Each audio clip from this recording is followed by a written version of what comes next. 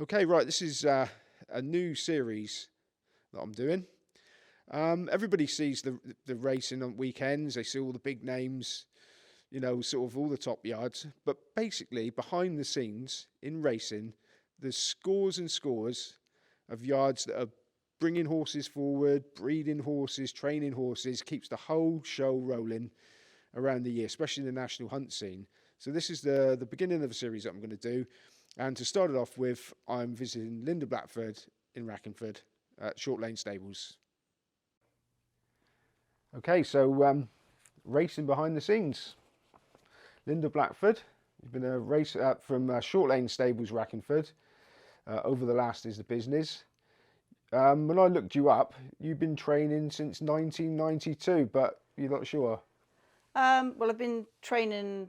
I would have started training pointers, so I would have been training hunter chasers in that time. I think I've actually held my license for 15 years, but obviously I was training pointers before that. Okay, so your business partner is Mike Vanstone. So has he been involved from the start too? Not from the very start. No, I actually met Mike out hunting and actually kicked his car. So that was not a great start, but anyway, it worked out in the end. So Mike has been here for 20 years with me. He was working for Creditor Millen, and then retired last year, and he trains the pointers. So yeah, he wasn't here from the start. I actually started the business on my own at the Rackenford Manor. I rented stables at the Rackenford Manor. Started the business then. Okay, now we're in proper rural Devon here, Yes. near Rackenford, which is near Tiverton, probably where people will know, right between Exeter, Newton Abbot, and Taunton. So you've got a fair catchment area. How many horses can you stable here? We have 14 boxes. We have 9 licensed boxes. So yes, we've actually got 14 stables here. Okay, and what's the most? Have you full most seasons? We have been full up before. Yes. We're not at the minute in the current climate. It's a little bit harder, but yes, we have been full up before. And what are the facilities you've got here? We've got a 4.5 furlong all-weather gallop, a warm-up track, and we've got various portable obstacles around the farm. We've got 100 acres that we can use to freshen the horses up on, and we've got lovely roads, quiet roads, and we've got a little bit of moorland, so we've got lots of opportunity for sweetening horses up. Okay, now you've been in racing pretty much all your life.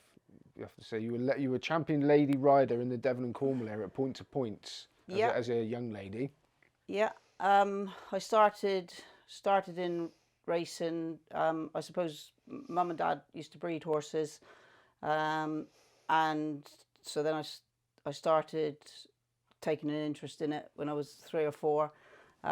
Hunted as a child, mad keen hunter, and then when I was 16, left school, went to work for Sandy May at Bampton, and I suppose Sandy was he was a great national hunt jockey, and he probably taught me everything I know about racing, and probably sort of made me from a rough rider into half decent point jockey. So yeah, I'd say I owe a lot to Sandy, really. So how young were you when you started careering around the fields on a horse chasing foxes and stuff? Started hunting when I was 3. I always remember the story that Mum and Dad would tell, that they put the pony in the link box and took it to Creakham for a meet, and apparently I was 4 then, and I rode the pony hunting, and then we put it back in the link box and brought it back again. So yeah, from quite a young age, it was, Dad bred a few horses, and it was just the thing to do to be jumping up on one. And how good a grounding is that for a potential jockey to ride the hunting? A marvelous grounding. You learn to cross different terrain. You learn respect for the masters and respect for everybody, and yeah, you've got to hold your pony together. So yeah, I would say for any budding jockey, it's a and particularly hunting on Exmoor, you're obviously, crossing lots of different terrains. So I would say it's a great asset to any budding rider, really. Okay, and short lane stables, you also have a few pointers here as well. Yeah, we do have a few pointers. Mike trains the pointers. We've got a split yard, and yeah, he actually had a great season last season. With had a small team, but we have that side as well. So that's another asset. So how long was your point riding career? My point riding career started. So see, Sandy got me trained up and half decent, and my first season I rode when I was 16. Mum and Dad bought a cheap horse. They wouldn't have had a lot of funds, but they wanted me to do it. They were fully behind me. They bought a horse. I actually finished 5th on him at Silverton on my first ride, and unfortunately went back and changed, like, over the moon with myself. And then the horse was being washed off, had a heart attack and died, unfortunately. But out of bad comes good, and a local farmer, Ivan Webber, said that I could ride his horse next week, which I duly did, and it kind of set me going. That season, broke my collarbone, both collarbones, within about a month of each other. Came back from the first one, broke the other one. Didn't set into it at any great pace, but then Sandy gave me the ride on Pay Freeze, which was a lovely old handicap chaser that he'd won on at Newton Abbot. And I won on him at Wadebridge. Couldn't pull him up. He was on the bridle the whole way. Absolutely brilliant ride. And that year then I was Devon Cornwall novice champion. And yeah, sort of basically that got me going, really. Okay, now point to points last season. I went to a few point to points last season, and there was quite a few small fields. Is that an ongoing problem, do you think? What's the... I think in point to points, I think probably last year the ground was probably quite quick. So I'd say I don't think it will be perhaps an ongoing problem. I do wonder whether maybe a little bit more prize money might entice people into it. I mean, it's a great grounding for any future, future jockey, future horse that needs the education. It's a great grounding. We love bringing on young lads here. We've had several come through that have ridden their first winner for us. And girls, Becky Barnett rode her first winner for us. So I'd say that we've got a good young lad here, Henry Moore, at the minute. I'd say that it needs something to encourage people into it a little bit more, whether it be the prize money. I mean, when I was riding, I'd say everybody had a pointer. It was the farmer thing. They would hunt the horse till Christmas and then run the horse afterwards. I think it's gone very money orientated now, as in people are spending lots of money on horses, so the average person finds it hard to compete. But I think maybe a little bit of prize money would help. Okay, now you train point to pointers and national hunt horses here. Is there much difference in the actual way you train them?